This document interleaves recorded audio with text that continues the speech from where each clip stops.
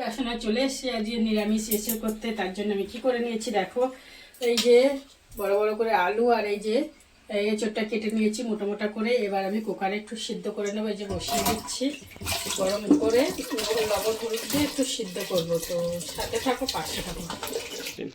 এই যে আমি সেদ্ধর জন্য বসিয়ে দিয়েছি। এই যে লবণ, এই হলুদ দিয়ে দিলাম আর একটু লবণ দিয়ে দেবো। দেখো তাহলে কষটা বেরিয়ে যাবে আর কি, ভালো সেদ্ধ হয়ে যাবে। লবণ দিয়ে দিচ্ছি আর এবার আমি ঢাকুনটা লাগিয়ে দেবো। তো সিদ্ধ হতে হতে আমি মশলাটা করে নেবো। নিরামিষ এঁচোড় রান্না করার জন্য কি নিয়ে নিয়েছি দেখো, গোটা কটা কাজু, এই যে আদা কুচি, কাঁচা লঙ্কা 3-4টে শুকনো লঙ্কা, একটা তেজপাতা, গোটা জিরে, একটা টমেটো। এইটা নিরামিষ এঁচোড়ের জন্য মশলাটা করব। সাথে থাকো, পাশে থাকো। দিয়েছি, কড়াইটা আমার গরম হয়ে গেছে আর এই যে সেদ্ধ আলু এঁচোড় লবণ হলুদ মাখানো সেদ্ধ হয়ে গেছে। তো এবার আমি দিয়ে দেবো 1 চামচটা ঘি। ঘিটা দিয়ে আমি এই যে এঁচোড়গুলো আমি ভেজে নেবো। এঁচোড় আর আলু একসঙ্গে আমি ভেজে নেবো ভালো করে। দেখো আমার আলু এঁচোড় ভেজে ভাজা হয়ে গেছে। এবার আমি তুলে নেবো। এই যে তুলে নিচ্ছি। এবার আমি সরষের তেল দিয়ে দেবো পরিমাণ মতো। এবার তেলটা একটু গরম হোক। এই যে গরম তেলে আমি একটা তেজপাতা দিয়ে দিয়েছি আর গোটা জিরে আর একটা শুকনো লঙ্কা এই যে দিয়ে দিচ্ছি।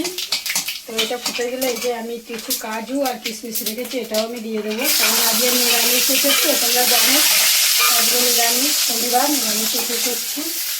তো এবার আমি দেখো কাজু, তেজপাতা, লঙ্কা, কিশমিশ ভাজা হয়ে গেছে। এবার আমি এই যে মশলাটা দিয়ে দেবো। মশলাটা তোমাদের আগেই দেখিয়েছি আমি কী কী মশলা দিচ্ছি। নিরামিষ কাজু, জিরা, তেজপাতা আর আদা দিয়েছি আর কাঁচা লঙ্কা, 2টো শুকনো লঙ্কা আমি এই দিয়েছি। তোমরা আগে আমি দেখিয়ে দিয়েছি কী কী মশলা দিয়েছি। এবার ভালো করে মশলাটা কষিয়ে নিতে হবে। দেখো যতক্ষণ না মশলা থেকে তেল ছাড়বে মশলাটা কষে নিতে হবে। দেখো ধরে মুখে কত সুন্দর হয়েছে।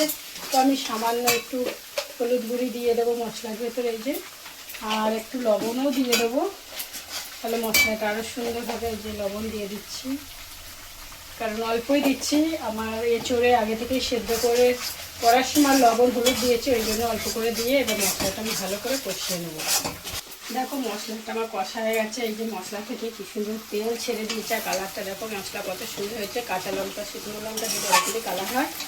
এবার আমি ঘি দিয়ে সেদ্ধ করা আলু আর এঁচোড় ভিজে রেখেছিলাম ওইটা আমি দিয়ে দেবো। এবার আমি ভালো করে কষে নেবো, নাড়িয়ে চাড়িয়ে নেবো। আর আমি বেশি জল দেবো না, আমি আজকে দুধ দিয়েই করবো। হয়ে গেছে আমার নিরামিষ এঁচোড়। এই যে জিরের গুঁড়ি, গরম মশলা ভেজে রেখে দিয়ে একটু দিয়ে দিয়েছি আর উপর থেকে আমি একটুখানি ঘি দিয়ে দেবো। ঘি দিয়ে ভেজেছি, উপর থেকে একটুখানি ঘি দেবো, ব্যাস। এবার নাড়িয়ে চাড়িয়ে আমি এবার নামিয়ে দেবো। এই দেখো কত সুন্দর কালার হচ্ছে। এবার আমি নামিয়ে দিচ্ছি। ঘিটা দিলে নিরামিষ এঁচোড় তো খুবই ভালো লাগবে। তো রেডি হয়ে গেছে আমার নিরামিষ এঁচোড়। দেখো কালারটা, আর এভাবে রান্না করে খেয়ে দেখতে পারো, খুবই ভালো লাগবে। খেতেও টেস্টি, রুটি, পরোটা, ভাত, গরম গরম সব কিছুর সঙ্গে ভালো লাগবে। সবাই ভালো থেকো, সুস্থ থেকো, টাটা।